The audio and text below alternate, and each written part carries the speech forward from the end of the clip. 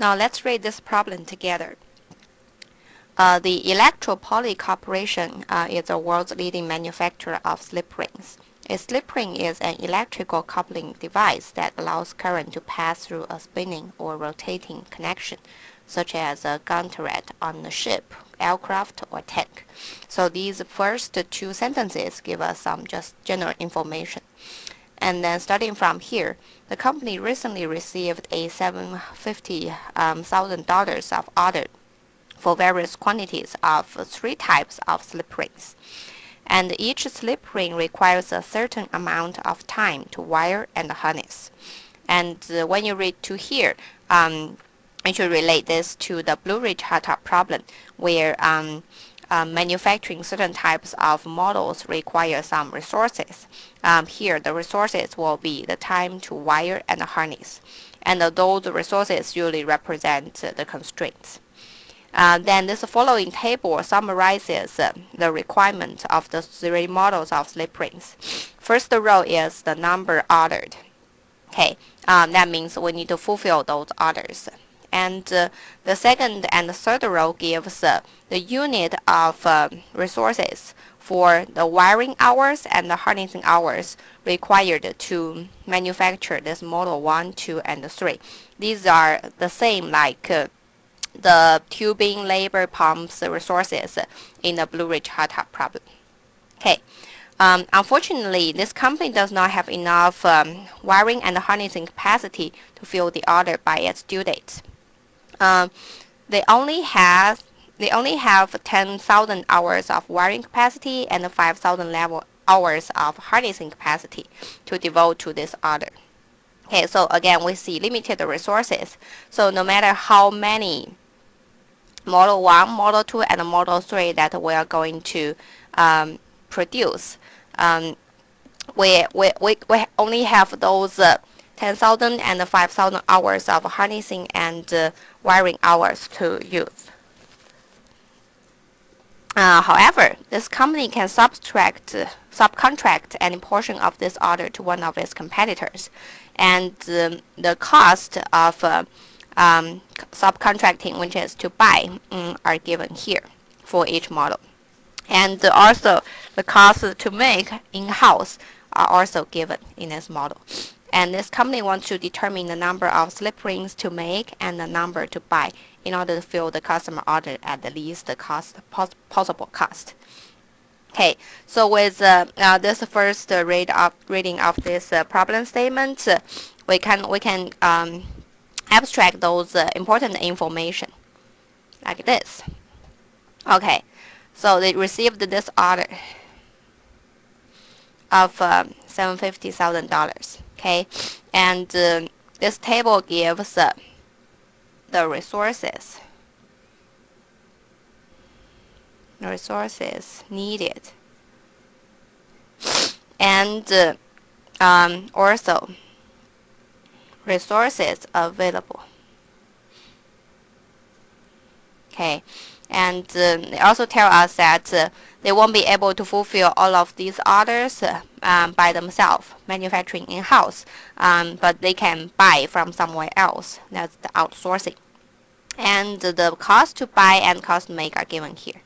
Then they want to determine the number of slip rings to make and the number to buy in order to fill the customer order at the least possible cost.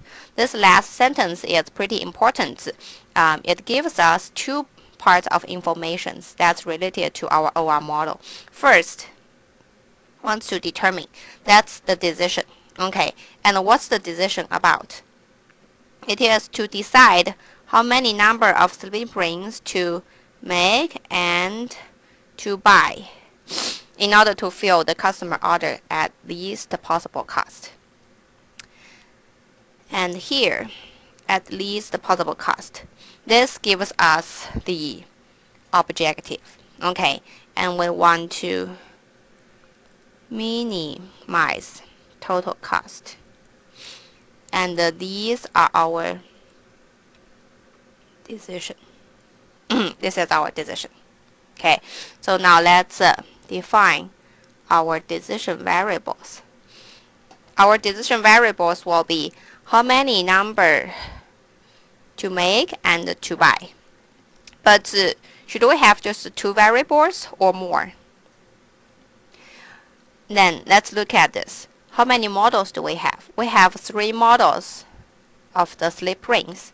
And so we need to decide how many model 1 to make and how many model 2 to make, how many model 3 to make, as well as how many model 1 to buy, model 2 to buy, and model 3 to buy. With that, we know we need 6 decision variables. Okay, and of course we can use x1 through x6 to represent those 6 decision variables. But we can also use some symbol that's easier to represent or more meaningful that represent what we are trying to solve. So here I'm going to use M1, M2, and M3 to represent the number of slip rings in model 1, 2, 3 to make in-house. Okay, and use B1, B2, B3 to represent the number of slip rings in model 1, 2, 3 to buy. So these are our decision variables. And then we'll need to define the objective function. We said that the objective is to minimize the total cost. And here the total cost includes 2 parts. First part will be cost to make, and the second will be cost to buy. Okay, and in this table, what is given are those unit cost. And the total cost would be the unit cost times how many to make. For example, for model 1, how many are we making? We don't know, right? But we use the M1 to represent the number to make for model 1. So here, we want to minimize 50 times M1. That is the total cost of making model 1 plus 83 times M2 plus 130 times M3 plus 61 times B1. That's the number to buy.